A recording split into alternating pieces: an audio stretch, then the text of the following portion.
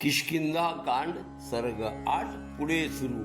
5व्या महिन्यात नाक, 2 कान आणि 2 डोळे उद्भूत होतात।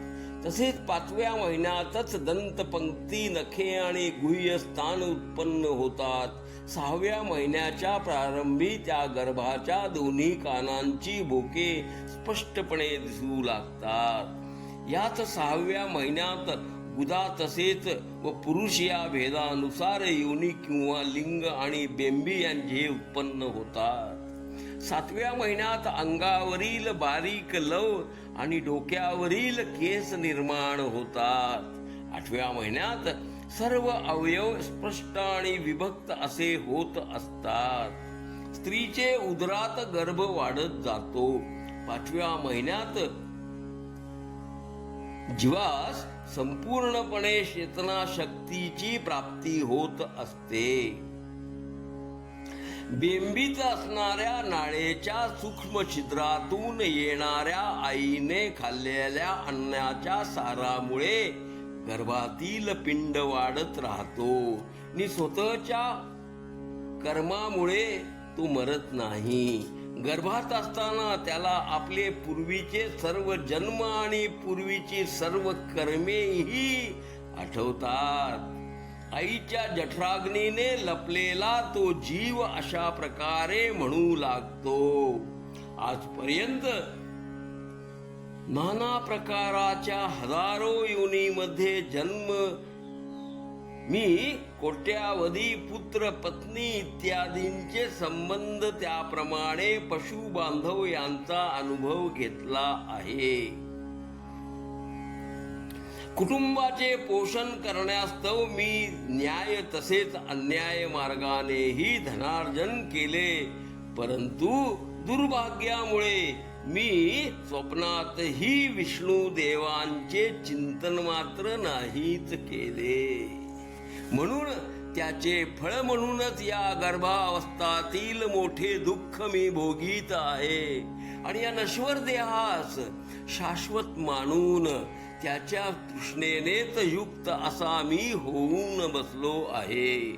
पूर्वी करू नयेत अशी कुकर्मे मी केली, मात्र स्वतःचे हित होण्यास्तव कोणतेही कृत्य नाहीच केले आणि आता याच कारणाने मी स्वतः केलेल्या कर्मानीत नाना प्रकारची दुःखे मी भोगीत आहे।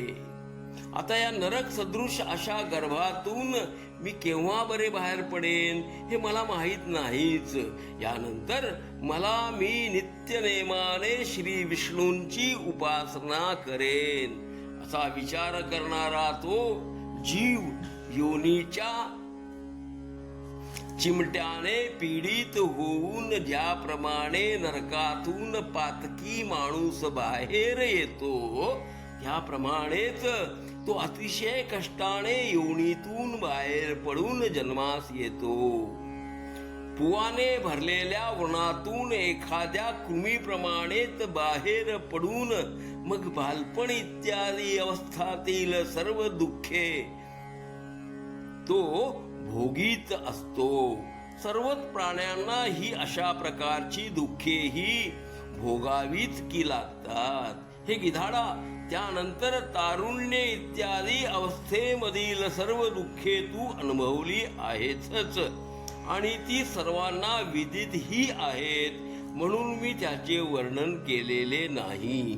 अशा प्रकारे मी देह आहे या खोट्या कल्पनेने येणाऱ्या देहाभिमानाच्या अभिनिवेशामुळे नरक इत्यादीतील दुःखे आणि गर्भवासातील दुःखे जीवाला भोगावीच लागतात।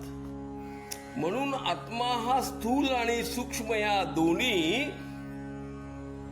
देहापेक्षा भिन्न असून तो तर प्रकृतीच्याही पलीकडेच आहे।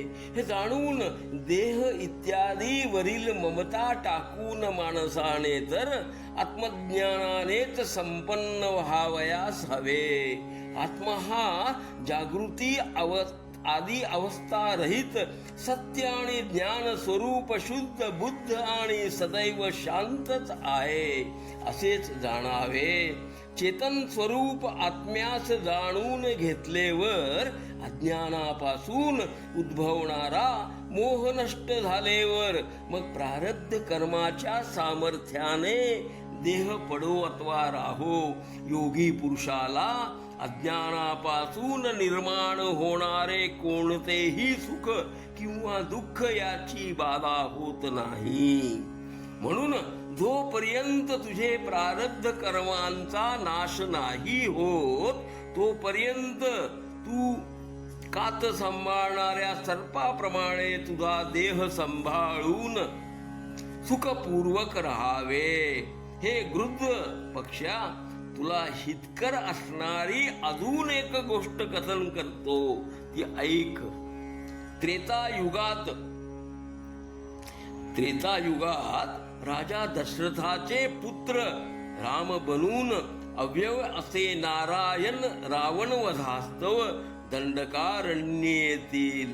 श्रीराम आपली पत्नी सीता आणि बंधू लक्ष्मण यांचे सह येतील. ते दोघे बंधू हजर असताना वनातील आश्रमामधून रावण एखाद्या चोराप्रमाणेच सीतेचे हरण करून तिला लंकेमध्ये ठेवील. त्यानंतर काही वानर सुग्रीवाचे आदेशाने त्या सीतेचा शोध करण्यास्तव समुद्र किनारी येतील.